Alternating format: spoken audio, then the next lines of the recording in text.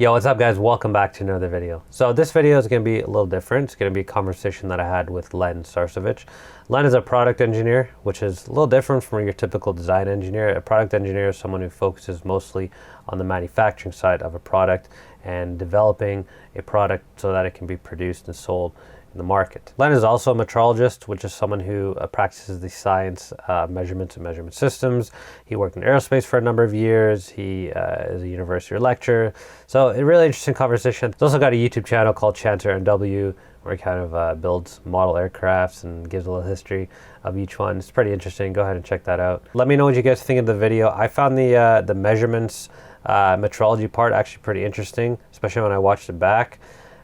So yeah, definitely let me know what you thought.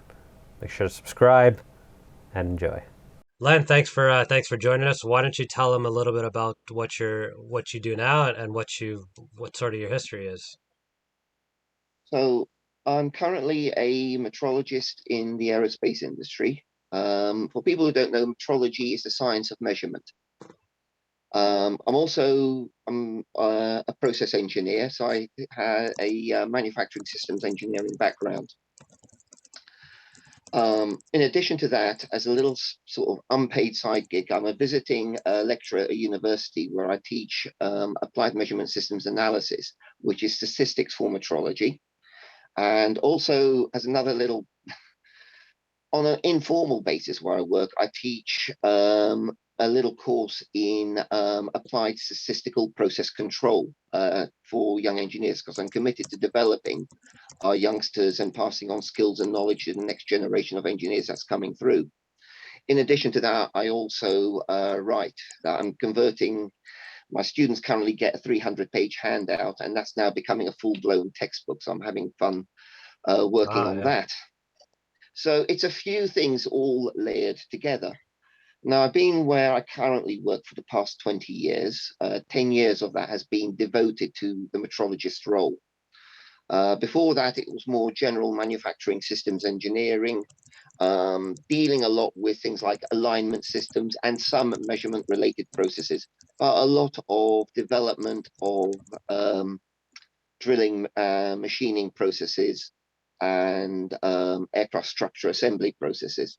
I wasn't sure about what area of engineering I wanted to go into. I've always wanted to be an engineer when I was a youngster. It just felt the right fit. My dad was, I think the best way to describe it, he was a good engineer, but not such a hot businessman. And I think he decided to focus on the wrong thing in life. So I made this decision fairly early on to say, pick something and just focus on it. Mm-hmm. Now, as I quickly realized that my bent was more towards, you know, poking around things, so to speak. All right. And the mindset for business wasn't one I didn't think I really had. Maybe I short sold myself short on myself. I never really felt that that would be my cup of tea. Right. What I didn't know back in the mid 80s was what area of engineering I wanted to go into. So um, in the US, Canada, you guys have got community colleges. Mm-hmm. Once I did my O levels, rather than going on to A levels and then on that path, went to a community college where I did what we call then an ordinary national diploma in technology, which had a wide range of different engineering disciplines. So we were exposed to material science, electrical engineering, mechanical engineering, a little bit of production engineering, and even a little bit of the basics of civil engineering, just to give a broad range. Hmm. And that the goal of that was to use it to find out what I wanted to do within the world of engineering. So how long is that, I guess, The diploma? OND was a 2 year. The OND, Ordinary National Diploma, as it was a 2 year course, Yeah. and Okay. A levels are a 2 year course in the UK. And so it was instead of A levels. Right. But the problem I ran into was that the engineering courses weren't really happy with the level of mathematics on the OND. So I decided to do material science originally, but at Swansea University down in South Wales. Um, and they asked me to do a foundation year, and I only needed to pick pure maths and then a couple of easy ones. But me being a bit of a mug, decided to do pure maths, applied maths, and chemistry. And I blew it on the applied maths. So I couldn't carry on to foundation degree onto the degree in material science. Mm-hmm. But luckily, an option came up to do a manufacturing systems degree at a university of, well, during that period, there was a transition going on in British education where we had polytechnics and universities, and polytechnics were being uprated to universities. So I applied to Trent Poly in Nottingham. I studied at Nottingham Trent University and I graduated. I studied at, Nottingham Trent Polytechnic, but I graduated from Nottingham Trent University. So in the time I was there, it went through 3 name changes. Mm-hmm. And I did a 3-year sandwich course. So we had 3 years of study and 1 year in industry in manufacturing systems engineering, basically production engineering, which Right. looked at, introduced us to the world of manufacturing processes, machining processes. Back in the 90s, it was in the earlier days of CAD. Yeah. So the CAD system I was exposed to then was Dog's Drawing Office Graphics System. The early 3D systems like Pro Engineer were just coming in, but there wasn't the processing power yet. Mm-hmm. When I was in school, I did my engineering technical drawing on good old drawing board and paper, and it was something that I absolutely loved doing.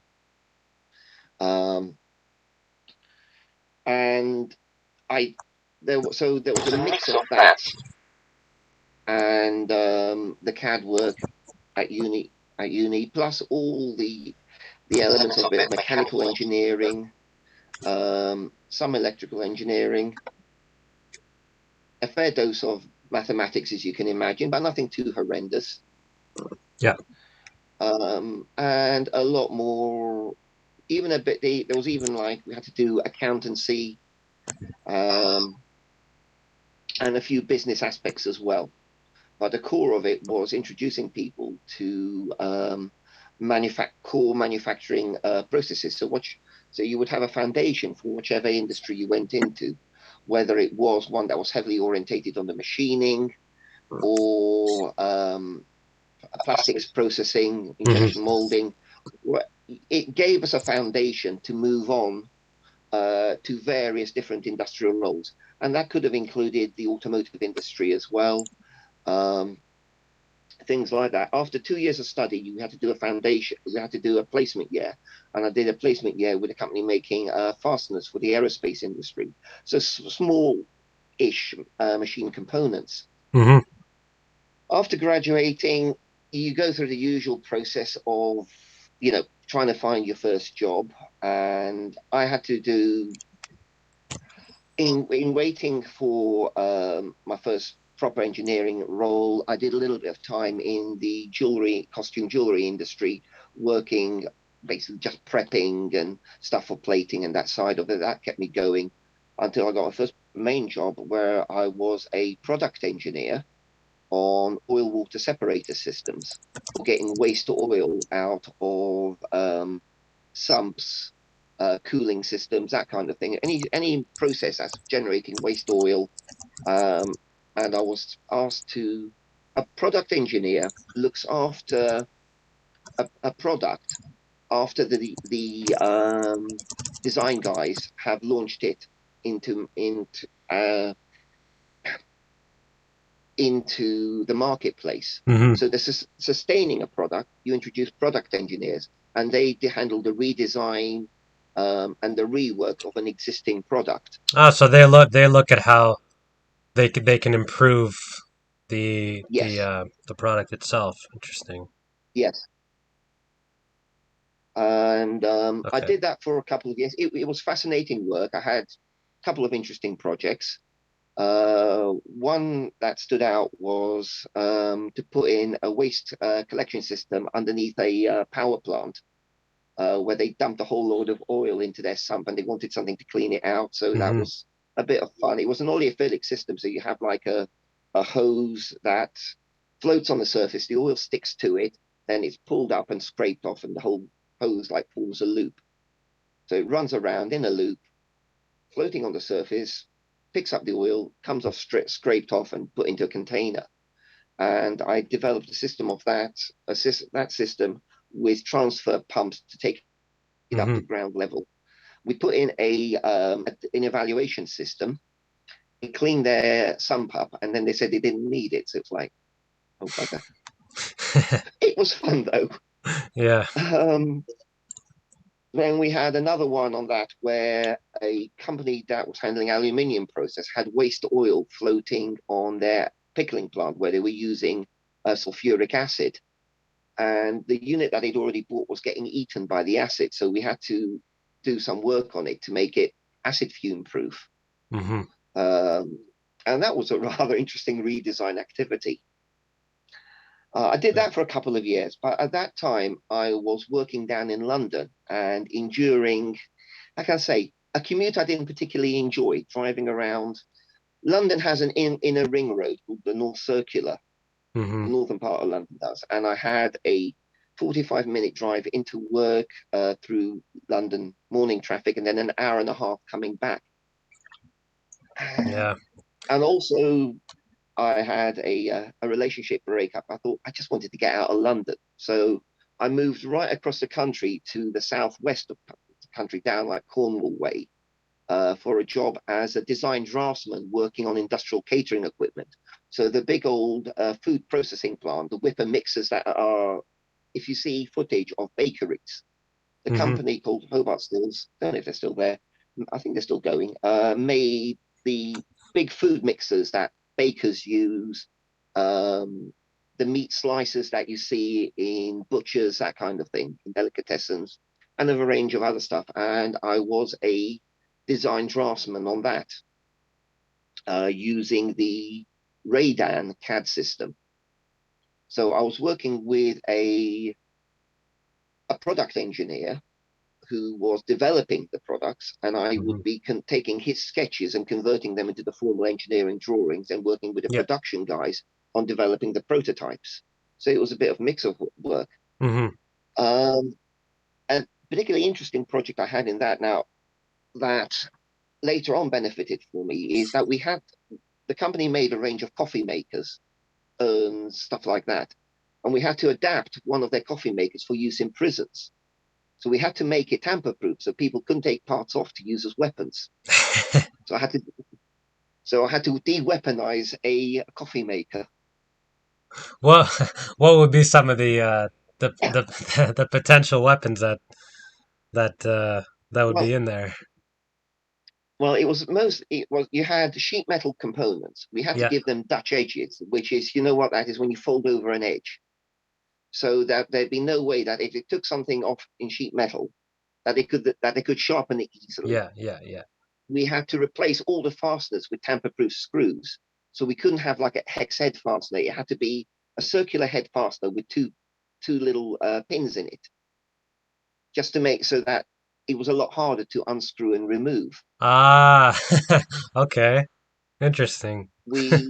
I think, as I remember it, we thickened up the front. It had something like 3 millimeter polycarbonate front, and we upped that up to 5 millimeters, that kind of thing. Yeah. And Yeah. just going over the whole design of it, thinking, well, if I want to convert that into a shiv, how am I going to go about it?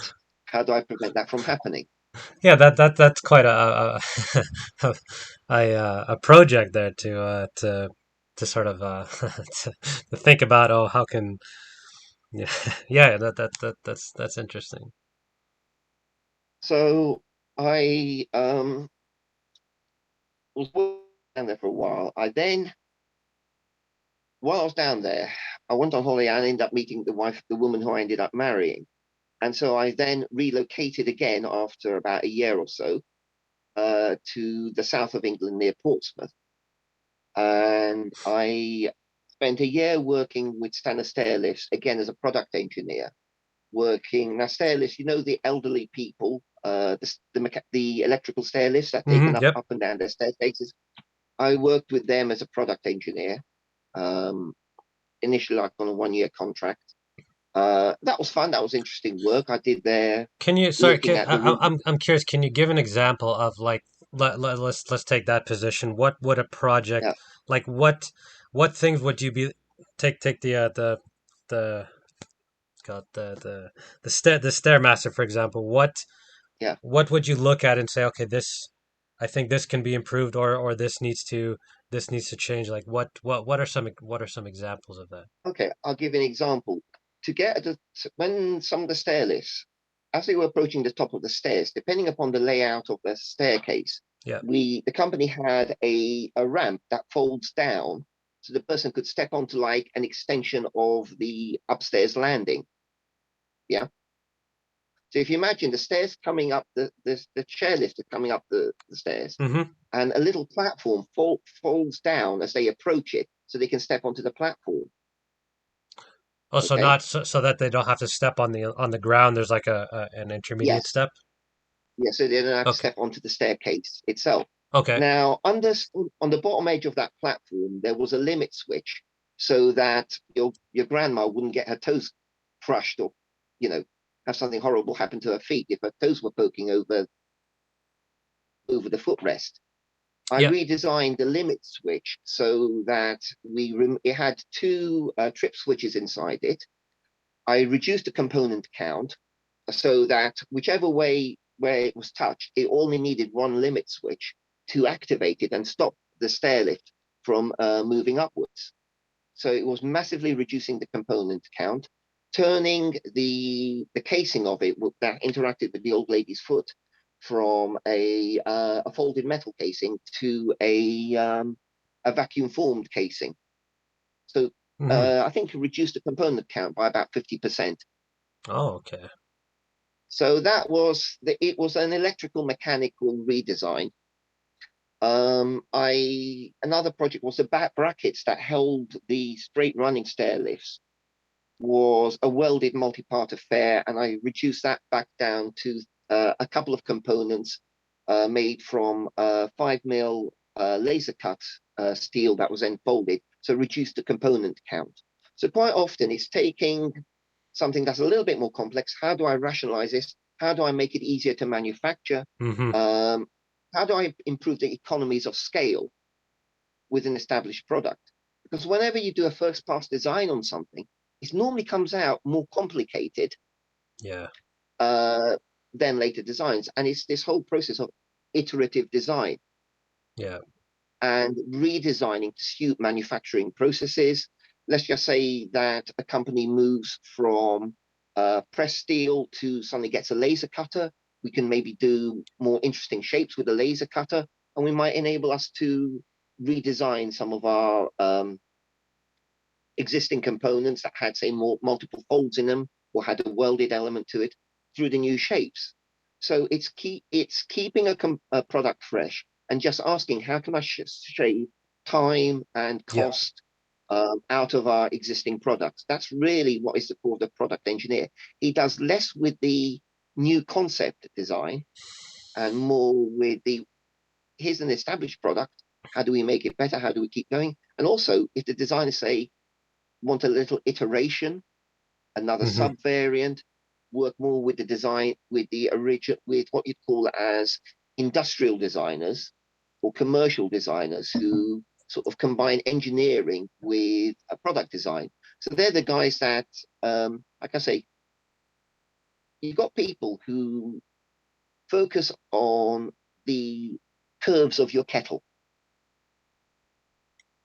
Think about the German Bauhaus movement and how they influence modern design and domestic design. So you've got product designers and part of their work is the artistry. Things have got to look nice, otherwise people don't buy it. Mm-hmm. The A product engineer will be working alongside them. You'll keep the overall form of something, but you'll work with the production engineers who will say, well, these are the manufacturing limitations we've got, and Yeah. then you will work with them to help the manufacturability of the product. Right. So it's sort of in between the design and the manufacturing side. And I did that for about a year or so before I got a job as a dedicated manufacturing systems engineer working in a refrigeration plant. So that was the design and development. Well, that was handling the process development for producing the refrigeration plant that you have outside of supermarkets. So your coolers and condensers for your cold cabinets. Something that's very important in the UK, they made the coolers for pub cellars to keep your beer cold. Yeah. Which I think, absolutely essential over Critical, here. right? You'd have riots in the UK if those weren't working. And that was very much going to the dedicated manufacturing systems engineering role. So process improvement, designing jigs and fixtures, and also something that I particularly enjoyed was press tool design. So you've seen with the car industry stamping out big old components, the car body panels with press tools. But then you think about all the other sheet metal components out there, things like do you have you've probably got a hot water boiler in your house. Yep. The casing of that is probably a folded metal structure. Yep. It'll have holes put in it. Now, as a manufacturing engineer, I will be looking at the tools used for punching those holes. But quite often you'll see you've got like a retained screw. So you don't have to have where the screws straight into the sheet metal panel. I was dealing with the tooling for producing the little thread forms on the sheet metal. I dealt with a fascinating process called flow drilling, because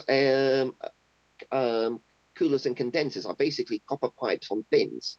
Yeah. And then they have like a header which joins all those copper pipes together. I did, as I say, a lot of work with press tools as well. One interesting one we had was to produce I had to design a little press from scratch so that they could punch hexagonal holes in cylinders so that they could secure like captive nuts on the edge of the cylinder that would hold the where you'd have the cooling fan inside the formed duct with the safety cage over the top, and the safety cage had to be secured by bolts securing on captive nuts. Now, some of those captive nuts, they wanted either hex forms to secure them on.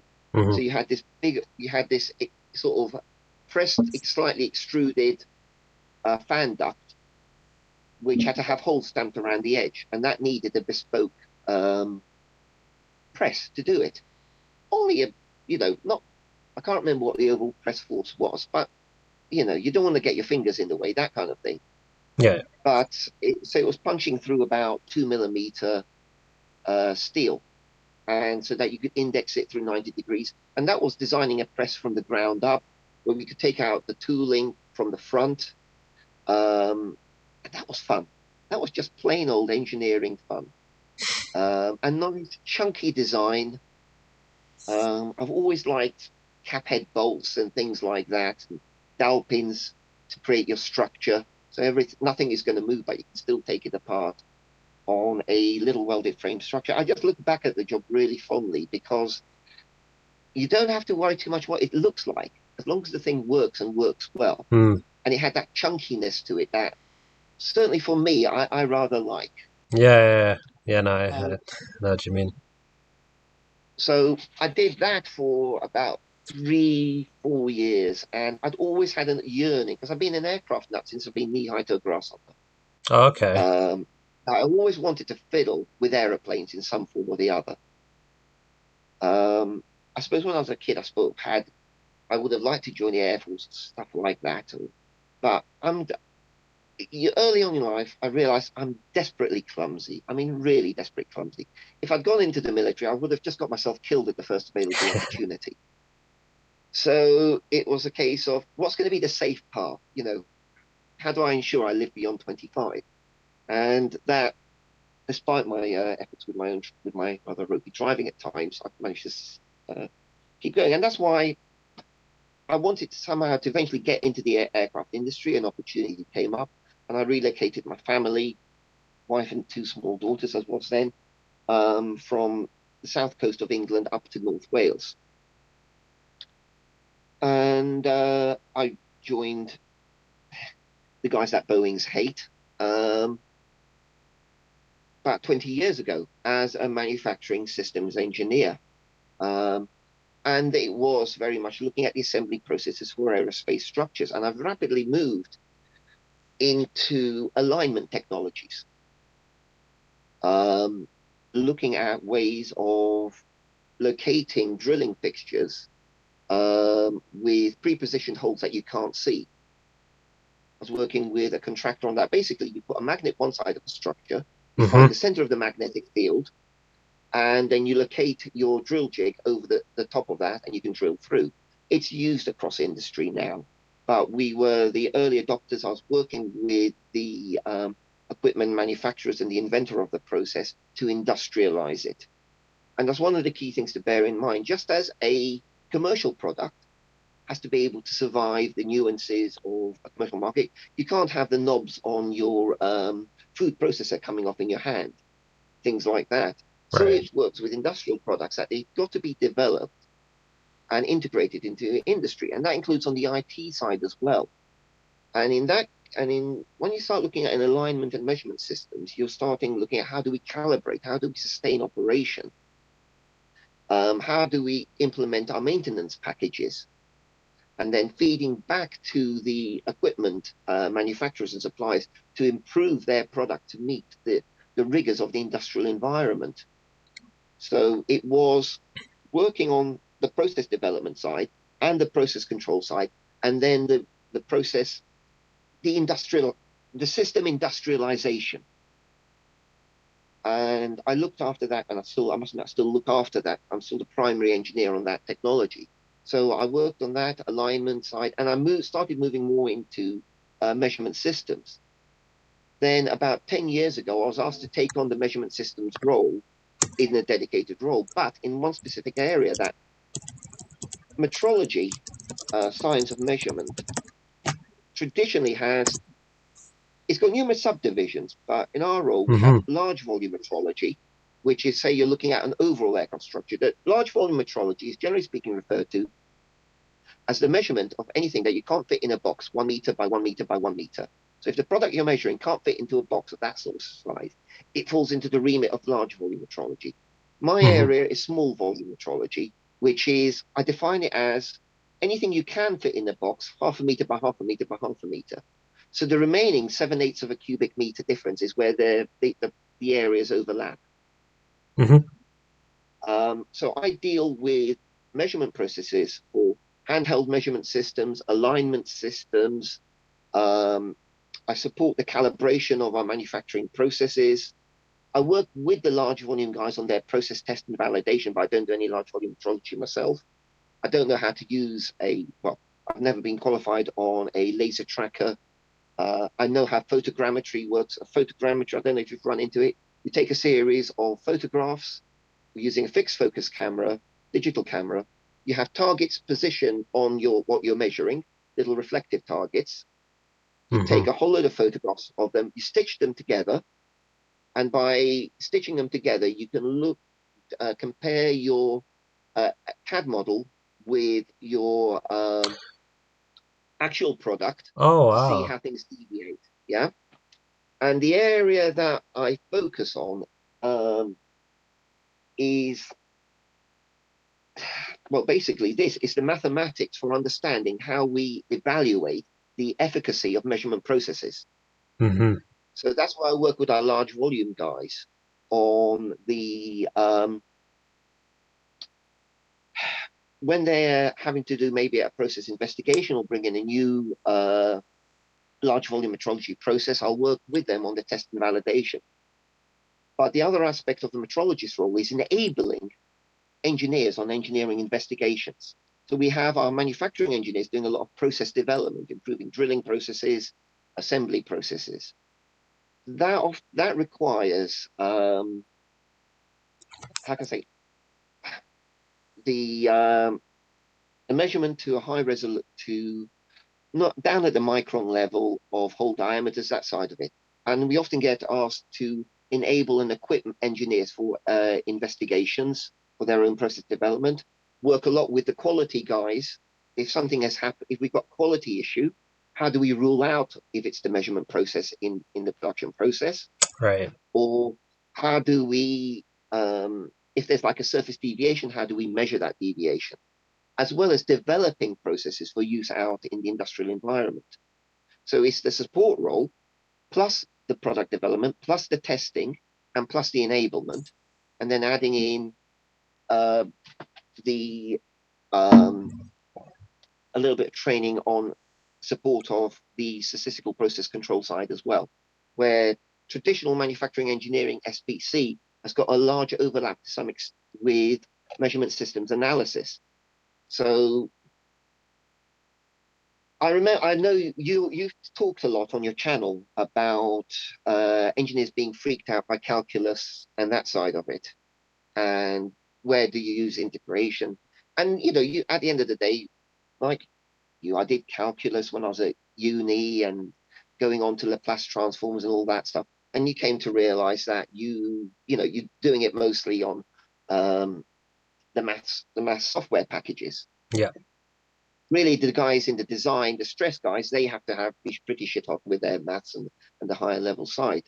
But for most engineers, it's at that level. But the statistics side, I personally found at university was lacking quite significantly.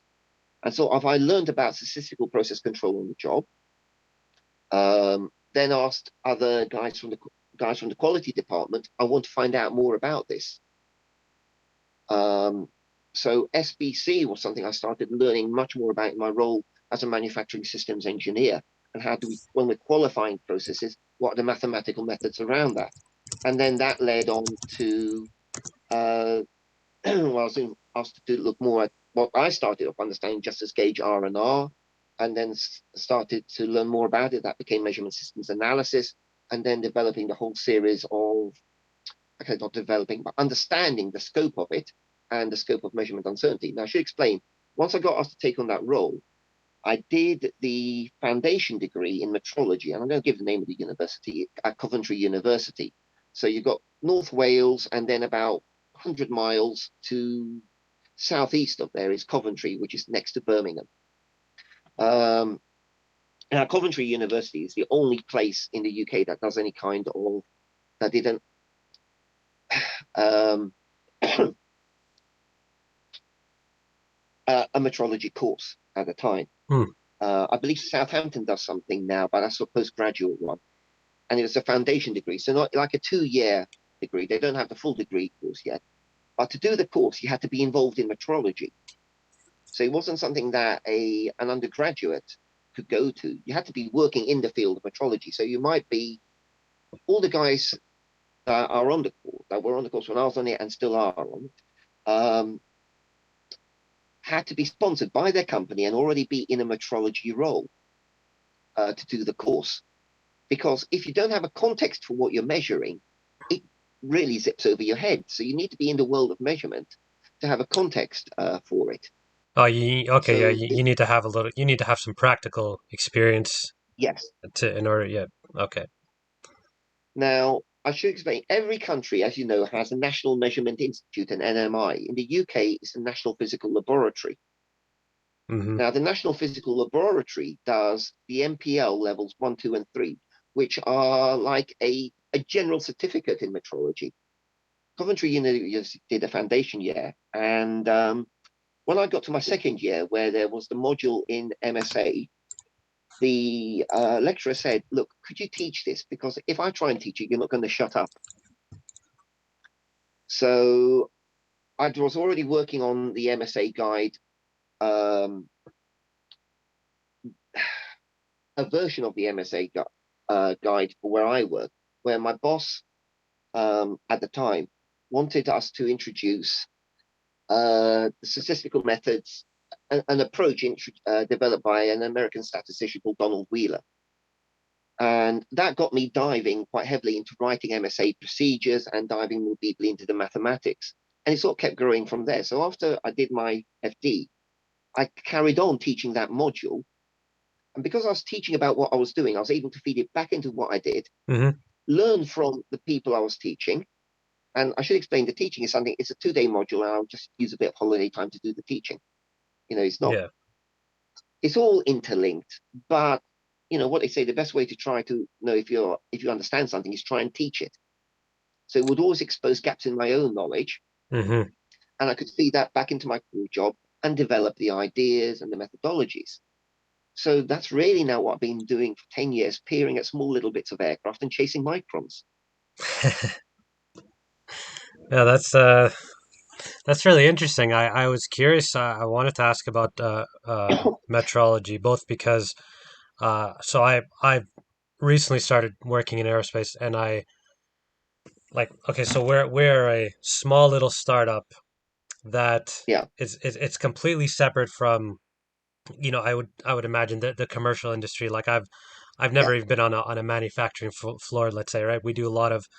We've been doing a lot of conceptual design because we're trying to develop new yes, hypersonic technology.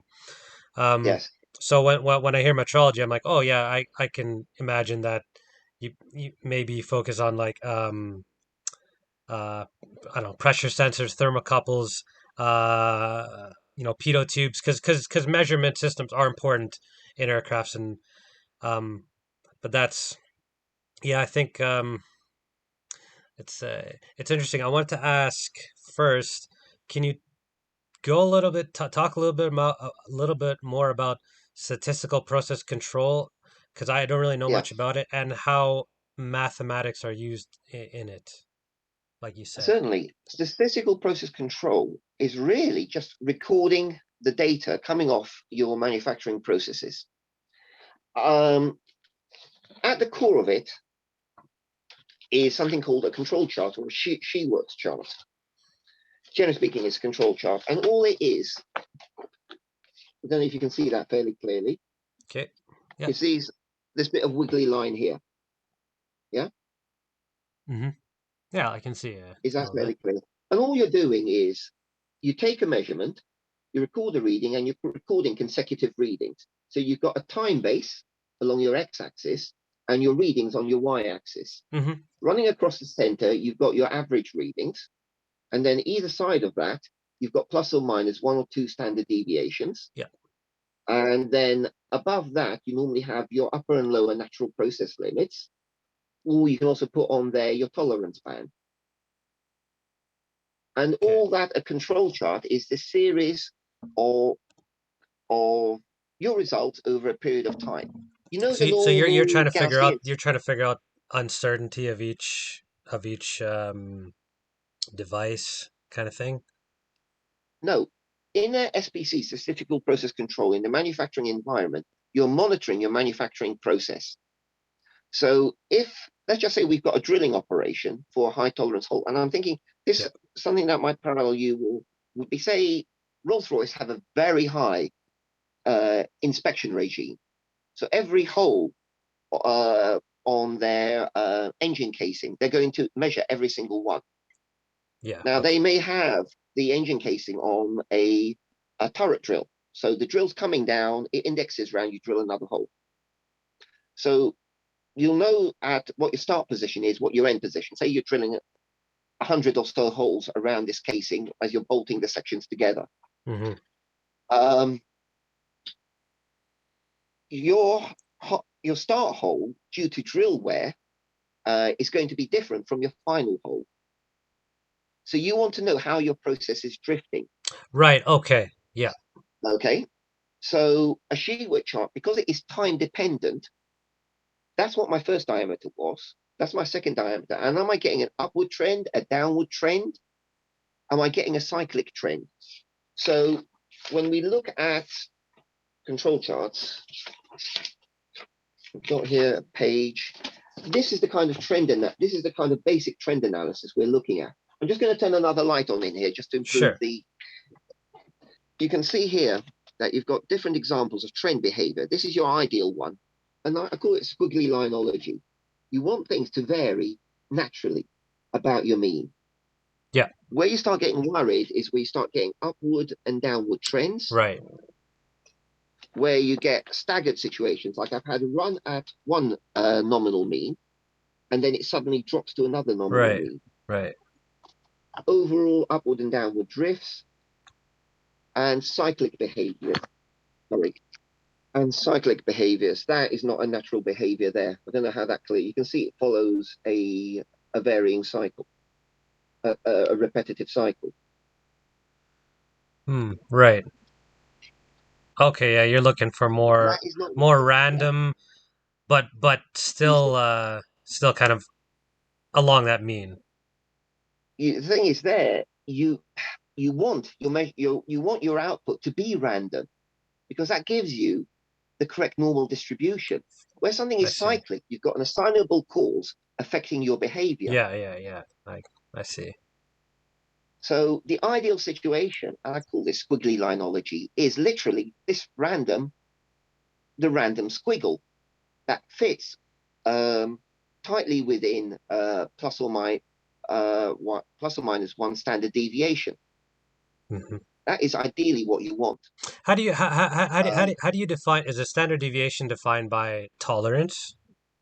no, standard deviation is the basic formula for it is your reading, which is your x, minus your mean x, which is your x bar. So when you talk about statistics, the abbreviation for the average is the value, and is if we're using the abbreviation x, you've got x and x bar. So the bar symbol above the x means it's the average. So a standard deviation is x minus x bar squared. So you take out any negatives, divided by the sample size, n, and you take the square root of that. That's your basic formula for your normal standard deviation. Some people say, in some cases, it's an n minus one, but it's n minus one if you're looking at your standard deviation from a larger sample. So let's just say I've taken 100 readings and I want to analyze my middle 20, Hmm. then I will use my divisor will be n minus one. If I want the standard deviation for my whole sample, my divisor is n. That and Yeah. the standard deviation is is one of your primary statistical analysis things. Now, most software packages, I use Minitab, calculates it for you really quickly. Uh, if you don't, your standard deviation squared is called your variance, and that comes in other elements. Now, Right. within SPC, we can condense our chart behavior down into an indice, which in manufacturing engineering we use CP, so that's C with a lowercase p or subscript p, and CPK. And what they do is sort of take all your chart data and squish it down into a couple of indicator numbers. So CP,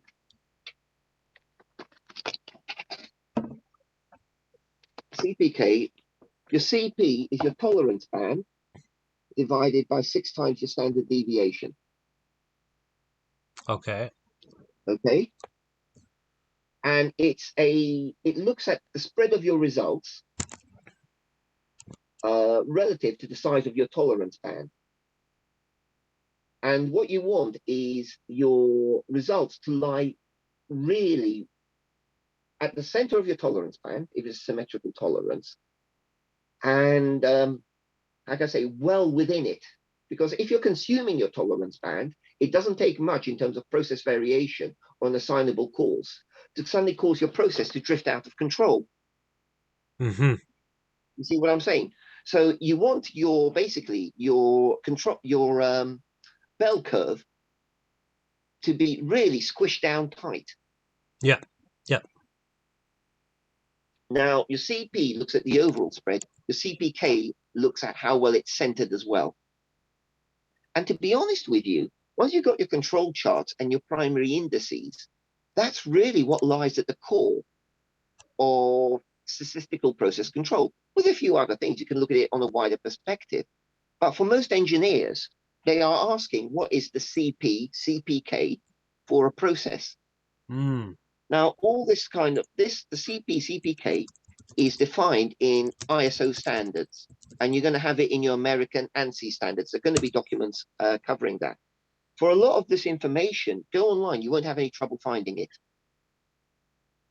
Now, my field, measurement systems analysis, builds upon this.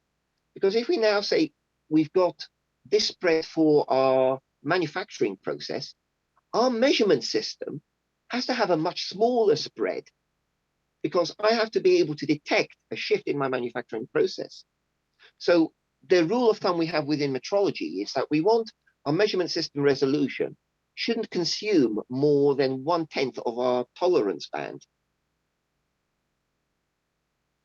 Because if it consumes more than that, if I get a signal or an assignable cause that's causing my process to trip, I can't be sure I'm going to detect it. So within what measurement systems analysis is about is understanding our measurement process behavior within those tighter constraints. And MSA falls into two, I'm going to say two core categories, and then I'm going to chuck in a few others. Type 1 MSA looks at our basic process behavior where we isolate human and other factors. So I'll take one masterpiece. Say I want to, say my classic implement is a caliper, an engineer's vernier caliper. I call them vernier caliper, even though it's digital and they don't have a vernier scale on them, but an engineer's caliper. And I want to validate that it's suitable for measuring fasteners, the length of a bolt. I might have a master pin, and I'll measure that 30 times, and I'll record the readings, those 30 repeat readings. And all I'm looking at there is the basic spread of that instrument's inherent repeatability. Yep. Now, that is my baseline behavior. Now, we can use a derivation of the formula for Cp Cpk. We call Cg Cgk. Cg is basically 0.2 times the tolerance band multiplied, divided by 6 times the standard deviation from that test. And that is looking at the Cgk, looks at how well that is centered. So, but because I'm contracting the size of my tolerance band, it's I'm imposing the restriction there that I can't have it spreading out too much for it to be unacceptable. You see what I'm saying? I'm asking my measurement system, the resolution of my measurement system has to be much tighter than that of my manufacturing process. Yeah, that makes sense. Yeah. So the type 1 looks at a type 1 MSA looks at it, my measurement system isolated from all other variables. My type 2 MSA, which is generally speaking called more commonly known as gauge R&R, reproducibility and repeatability, starts introducing other factors. Now, repeatability is the baseline performance of the measurement system. Reproducibility looks at the performance of the same measurement system, measuring the same parts, but with different people.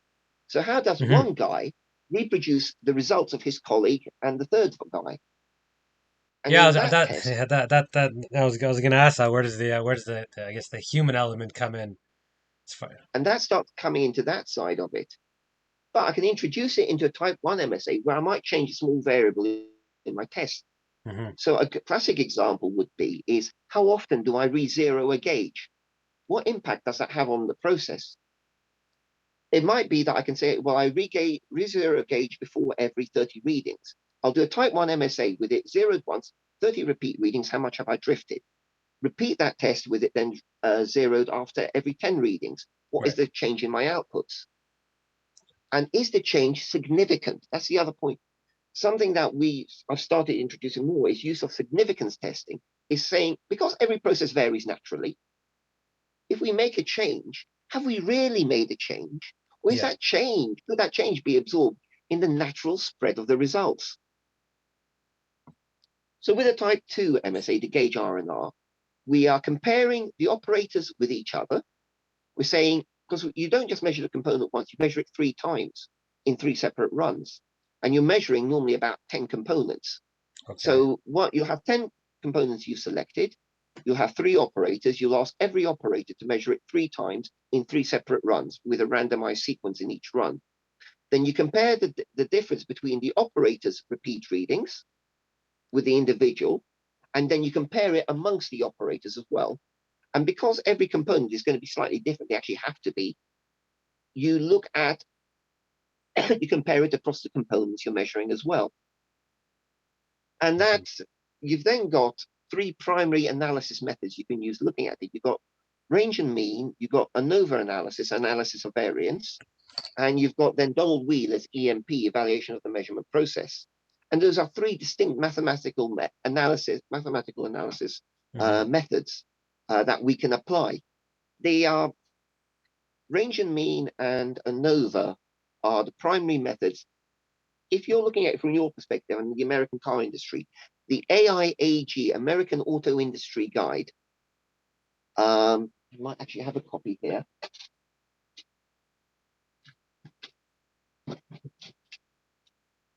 Here it is. This is probably the best known guide for measurement systems analysis. Ford, General Motors, it came out of their work producing this. And that covers your type 1 MSA, your type 2 MSA with the range and mean analysis and the ANOVA analysis variance. The other aspect of gauging that a lot of people forget about is the idea of attribute gauging. You see, not all measurement gives you a digital output. Quite often what you just want is, do I pass or fail that component? Right. And you may have seen in industry the use of a go-no-go gauge, Yeah. a plug gauge. One end goes in, the other end shouldn't. Yeah? Yep. But people may not be necessarily making the right decision with those gauges. Believe it or not, we can get variance in the way those are used. And so that's we classify as attribute gauging. So when a guy is checking a hole with his go-no-go gauge, is he making the same, is he passing and failing the same holes? And if he's rechecking a hole, is he always passing and failing it the same way as he should do? So are his decisions consistent? And one of the things about metrology, it's not just about this about the data. It's about guaranteeing the quality of decision making. Because if our data can't be trusted, we can't make right decisions. So you have to look at it a little bit beyond just this numerical output. I write a lot of processes for the use of measurement systems, and you're asking yourself, what decision is this guy going to make with this data? How do we therefore implement a measurement system with the correct resolution, with the correct performance that's going to stay consistent so he can consistently make good decisions based upon the condition of the component? And that's what we're really driving at, is guaranteeing the quality of our decision-making processes. Whether it's with a lovely thing like a laser tracker or a laser scanner, where we've got this high, thousands of pounds worth of dollars worth of technology and little pivoting heads bouncing off laser beams, or you've got a guy with a go-no-go gauge who's just drilled a hole and he's doing a quick check of it. So it's quite a large scope there. And I must admit, I love metrology. It's great if you've got a nosy disposition, because you get absolutely everywhere in a production environment. Yeah. You're dealing with the shop floor guys, you're dealing with the process managers, you're dealing with the quality guys, with the design guys. It's a brilliant supporting role. And for myself, I do gauge design. So I've developed some measurement systems. I like things nice, simple, and chunky. But I also work with the manufacturers of more advanced systems to improve their processes. The final element really is this area of measurement uncertainty, which people from a scientific background may be more familiar with. So measurement uncertainty sort of takes a slightly different approach from measurement systems analysis, in that it identifies the variables affecting a measurement process. It asks, what is that contribution of each of those variables to the measurement error, and it adds them together using the sum of the squares approach. Yep. It's like Pythagoras, basically. Right. So you add them together, you then double it, and you say and you assign a confidence interval, and you say that's your measurement uncertainty. So I might use my type 1 MSA, so I know my baseline system behavior.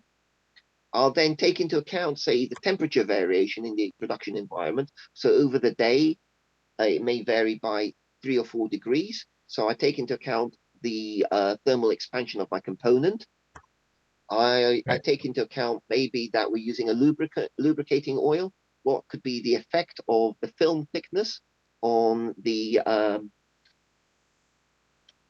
gate on the contact faces on my gauge, and things like that. All these little factors we identify, we collate them together, and that gives us an overall uncertainty. And it tends to be an approach, though, much more used by the scientific community. I found that there's a knowledge gap with the main engineering community with the use of engineering or measurement uncertainty.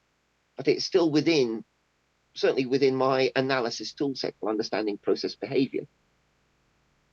Does that answer your question about the level? The mathematics isn't that frightening, to be honest. Right. Yeah. There's a bit of trig chucked in once in a while. It's mostly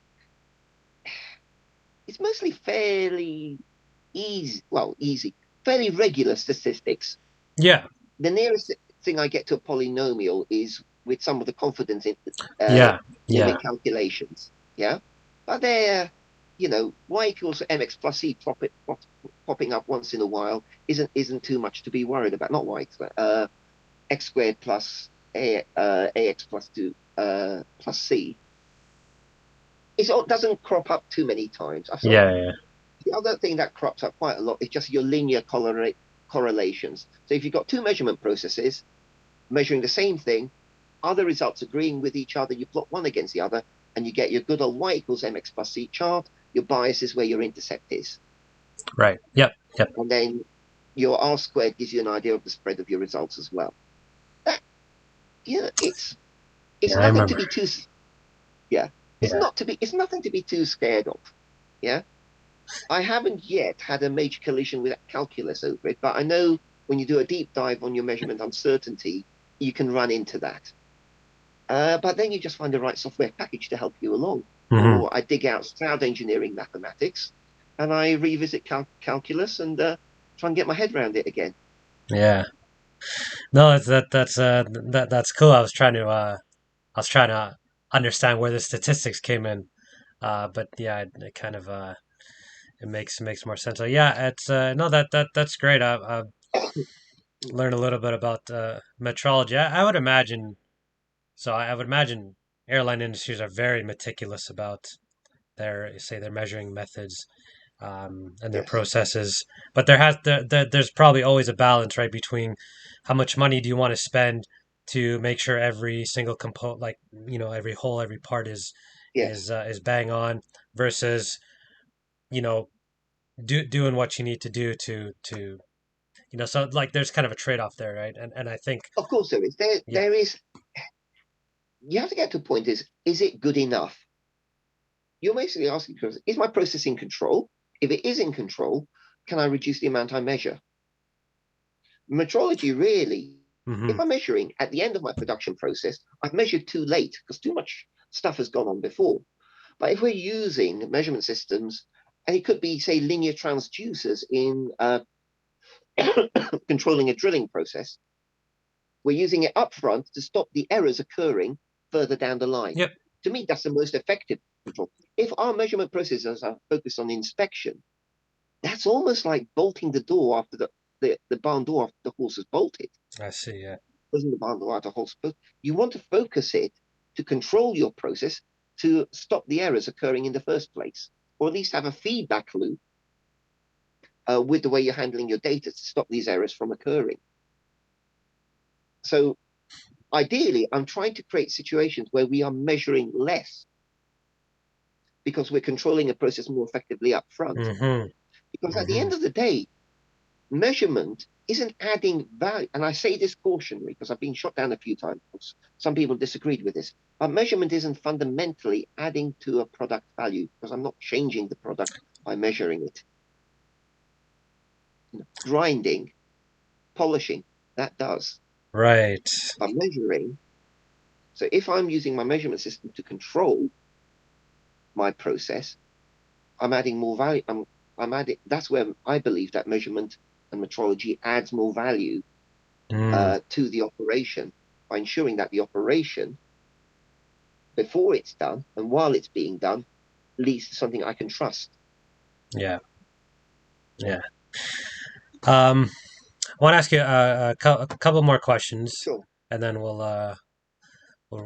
call it there. Yeah. Okay. So I get a lot of questions about the aerospace industry.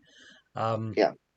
I'm just curious what your what you kind of like about it, what you don't like about it, and what you think the state of it is right now. Because obviously there's quite a resurgence with kind of what Elon's been doing, Yeah. and a lot of industry, lot of companies just like us are trying to get into that development of technology. I feel like the commercial part is a little bit separate because I think commercials taking quite a hit with COVID, but so I see those two commercial versus military versus SpaceX or whatever kind of separate. But just curious, yeah, what do you kind of enjoy about the industry and what don't you? And Well, I'm going to say this. There's all, and this is almost sounds schoolboyish, but I'm fiddling with big bits of aeroplane for my hobby. When I get home, I'm building it's model it's aeroplanes. it's it's Yeah, amazing, yeah, I'm a dyed-in-the-wool aircraft nut.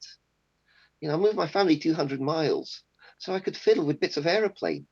yeah, And then when you look up or you go to an airport and you think, I know what's going on inside that thing. yeah. It There's is that, pretty cool. and I, for some people, it's just a job, but I love it. You are one thing I would say from my perspective, you are a small cog in a huge machine, particularly the world of commercial aviation. There are so many elements to it. Hmm. In smaller companies, I think it probably is more exciting for the individual, but it's also higher risk. Yeah. You're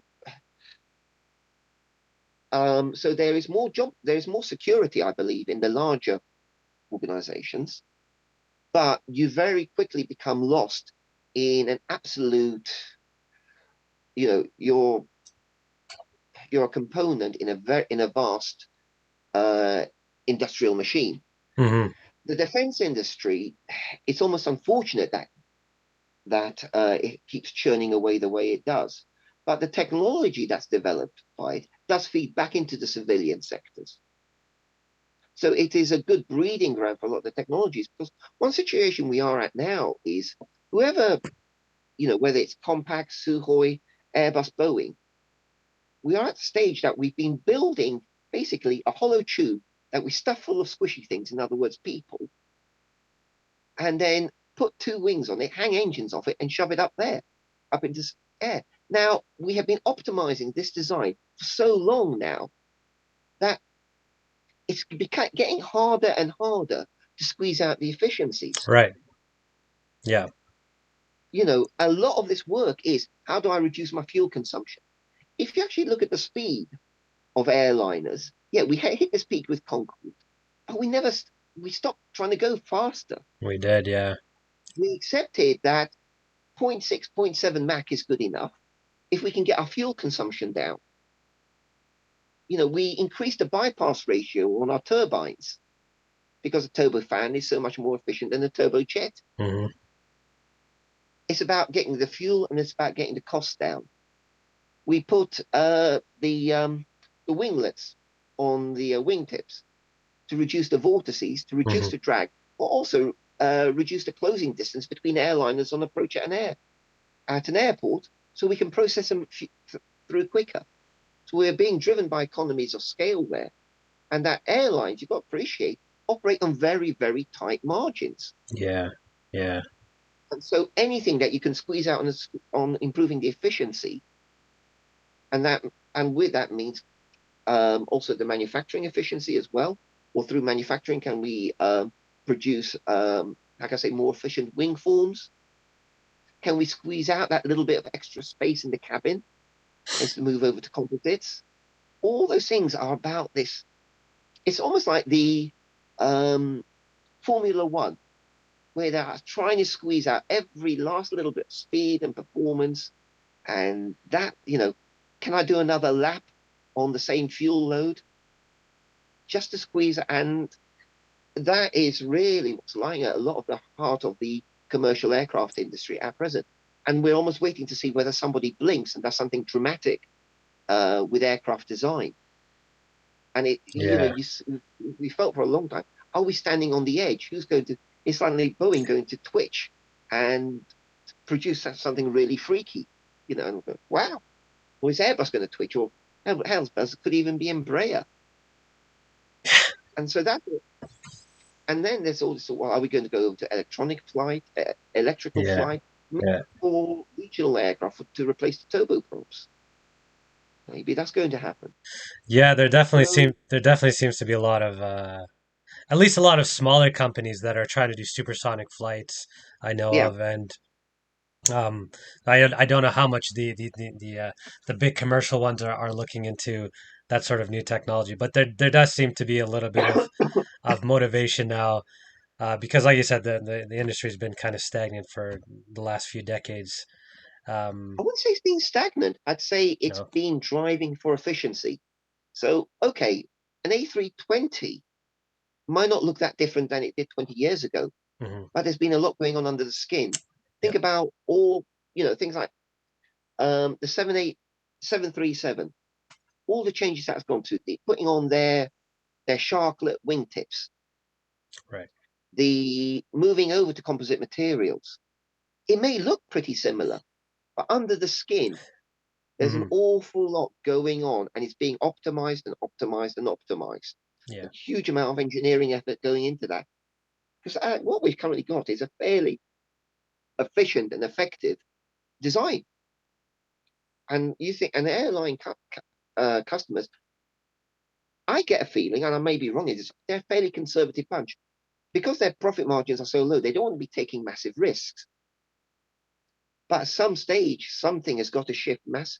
Somebody's got to say, create the next wow aircraft. So think about the impact of the Boeing 707. That was a wow aircraft. Yeah. The 747, then the A320 going over to fly by wire. That was a wow aircraft. And then the A380 was another wow one, but it was unfortunately the wrong wow at the wrong time. Yeah. But Yeah. we are waiting to see. And I think it's once we get past COVID, it's going to get interesting again. Once people are traveling more. But one thing that I perceive is that with COVID, we've realized we don't need to travel so much anymore, especially business travel. Well, Yeah. we're proving this with this conversation. Yeah. Yeah. It's gonna be a challenge. It's gonna be interesting for the airline industries because they might just have a sustained hit, and that's a good point. And then when you ask me about the defense industry, I honestly think we're going to see more and more of the UAV platforms because you don't need to send a letter home if a UAV gets shot down, do you? Hmm. There's not going to be a grieving toaster. So it's and so we're going to. I think it's inevitable. We are going to see a move in that direction on the defense side. And I think, yes, defense always looks exciting. But then you ask yourself, how long has the F-16 been in service for?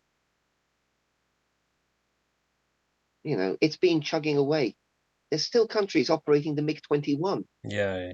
Well, that came out in the 1950s. I mean, the Americans B-52. You got the grandchildren of the guys who first flew it are now flying it. Yeah, you're right. Most of those were developed in the what 50s, 60s, 70s. Yeah. Yeah, So even there, but yeah,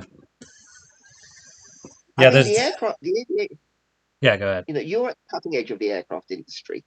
You're at the really, from what I see in looking at your company profile, you're at, the sort of the hot, sharp end. But behind that, there's a lot more going on. And I still think the aircraft industry is great for young engineers. Hmm. If you're going into a big company, you're going to realize you're going to be a small part of a big machine. And sometimes you need to take a step back from that.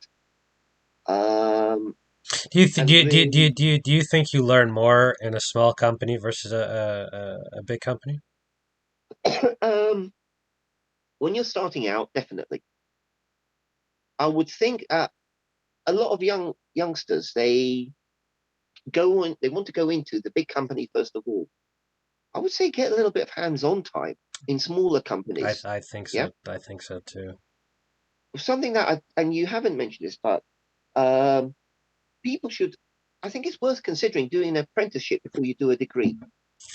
Oh, I try and preach that all the time For because simple reason, to get those hands-on skills. We have have where I work. 100%. A lot of apprenticeships now include a degree course as part of it. Yeah, a lot The of only yeah. the only disadvantage with that is you're starting off indoctrinated into one company's culture. Hmm. I would say maybe do an apprenticeship with a smaller company, build up your skill set, and then look for your plan ahead, your next moves. Quite often you end up, if you've gone in as an apprentice in one large company, great, you've got good career path ahead of you, you know that, but that's all you know. They're the only culture you know. Before I came to my current employer, I bounced around a bit. I'd worked on a wide variety of different products. I had a bit of diversity behind me, which I believed helped me in getting the job Yeah. I've been in now for the past 20 years. So I do worry about when I see about the level of debt people are accruing.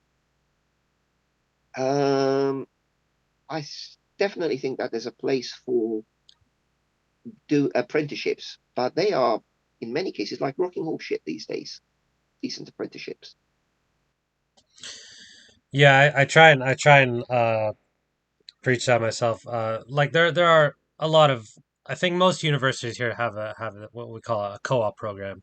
So Yes, it's an apprenticeship where you take 3 4 apprenticeships before you graduate because yeah, like you said, it's employers really value work experience, social skills a lot more than they do your grades. Um, yes.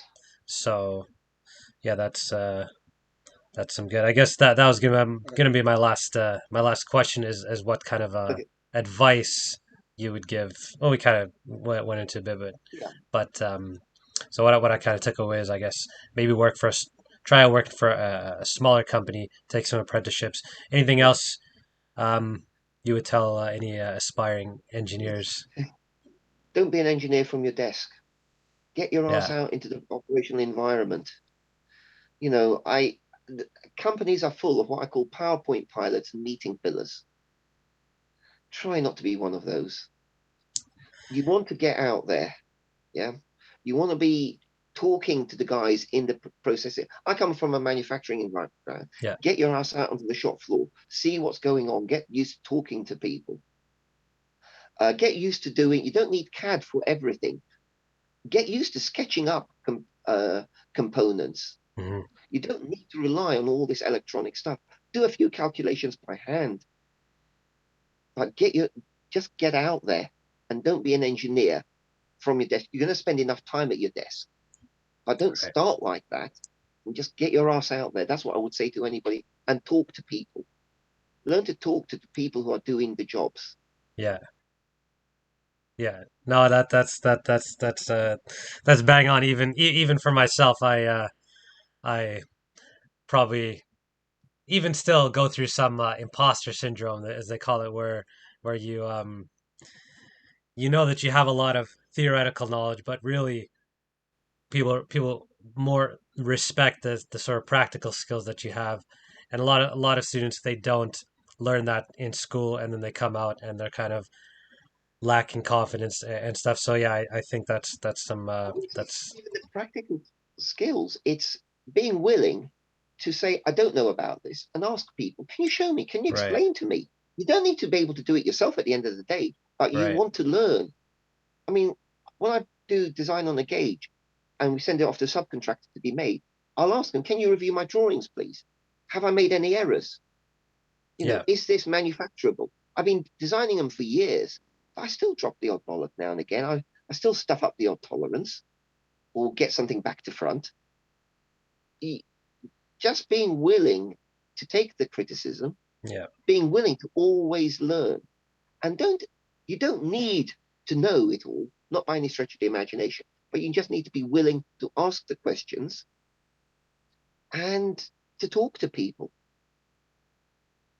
yeah, I would say though, for a lot of guys, I was very fortunate. I've had a good time with manufacturing systems engineering. You have a lot of mechanical guys who I get a feeling that a lot of people are scared about the maths in mechanical engineering. I didn't find it so bad going the route I went down with manufacturing systems. I don't think it's that bad with materials engineering either. So if you are scared of maths, look, give production engineering a thought. One other thing Hmm. you have never done is you haven't separated production engineering or manufacturing engineering from industrial engineering, where industrial engineering is much more involved in time and process study, which is a whole different discipline. Right. And that's actually a very specific qualification. Normally, you might go in as a manufacturing engineer. The industrial engineering route, these are the guys who've got the stopwatches and are doing the process observation, timing people, and helping to rationalize human motion within an operational environment. And that's classed as industrial engineering. So that is Hmm. another discipline. Hmm. Yeah, I was going to ask I you about think, it in industrial because I get a lot of yeah, questions on that. But yeah. industrial engineering has as its core is time and motion studies. Okay. They are very skilled with people because they have to put people at ease to be observed and to be timed. And there's a serious skill set to be able to do that and Mm. get good, meaningful results. So if you are a people person, and because it also has an overlap with ergonomics, that might be an interesting route for people to go down. Hmm. If Yeah. you're a nosy bubble like me, and you like to get around a bit and poke around things, I think metrology is a fascinating area. And the other thing about it is you've got industrial metrology, you've got legal metrology, which is how does commerce control weights and measures? Petrol pumps have to be calibrated by a trade organization or a council, local. I don't know how you have it in like a commercial quality organization. Yeah. They use metrologists to validate that petrol pumps are delivering the right amount of fuel. You've got the role of metrologists within the forensic science side. You've got metrologists supporting research scientists and research physics. So you've got metrologists supporting meteorologists. Hmm. The weather guys have got to be able to trust their data. So if metrology, okay, I'm being biased here. I thoroughly enjoy it, but it's worth looking into and considering as a career path. A lot of people come from it from either mechanical engineering, electrical engineering, or even a physics route to go into metrology. I'm going to recommend something. If you want to learn Sure. more about it, go to the website of the National Physical Laboratory, the NPL, I think .co.uk or something like that, and they produce a whole range of guides. These are free to download books. An NPL guide number 80 it's a free to download metrology textbook, and there's an awful lot of stuff out there. Use Google Scholar. Go to the ANSI website, the American National Standards Institute. They have a lot of guides and technical documents produced that are Hmm. freely available. You don't need to, at an early stage, to be spending out on the reference materials and textbooks. There's a huge amount of metrology. If you work in the automotive industry, you should have access to the AIAG guide. But I really think I like the stuff that the UK's National Physical Laboratory has put out there. So Okay. do recommend to people if they're interested. Uh, put you, by all means, uh, if pass people my contact details if anybody wants to ask you specific questions about the world of metrology and if they want to go be interested in that path.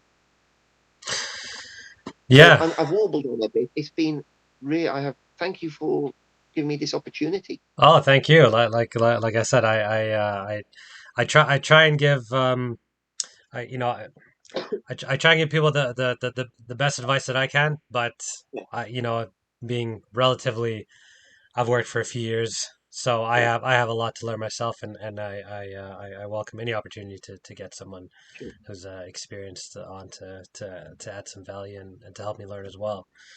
So Len, where can they find you? Well, I've got a YouTube channel, Chancellor NW. If you maybe include a link with it, Yeah. but all I'm warbling on about there is model aeroplanes. I've got links. I think I've got my email address in there, and I can be found online on Facebook as Len Sarcevic, Sarcevic. Okay. And but Len Sarsovich Wales, there's not too many Sarsoviches. You know, most of them are in the Balkans, so there's not that many around the foothills um, of the Clwydian range. So fairly easy to find. Yeah. Uh, just put it Len Sarcevic. If you want to ask me questions about metrology, about manufacturing engineering, and particularly if you're a young engineer, more than happy to help out. I'm now, in my 50s. I support apprentices, I support apprenticeships and educations, and it's just great to see the next generation of engineers coming through. Now, due to COVID, so many of the guys who were ahead of me, the generation before me, have been retiring. So Hmm. now I'm becoming one of the old farts. And, we're looking over our shoulder at next generation coming along. Yeah. And if I can do anything to encourage them, I've had 27 years in engineering. In the UK, the pay for it isn't brilliant. You're not. I'm surprised how much Americans make. But my God, I've had some fun, and it's been damned interesting. And that is what I've got to say about engineering. It is interesting, and there's so many aspects to it. And I'm going to use the expression, I've been blessed in life to have been able to pursue this career. Yeah. Yeah. It is. It is. It is. It is something for sure. I'm with you there. So, hope you guys enjoyed that. Make sure to subscribe and like this video and let me know what you thought. I'd love to have these conversations. So, Len, thanks again, and You're welcome. we'll see you guys next time.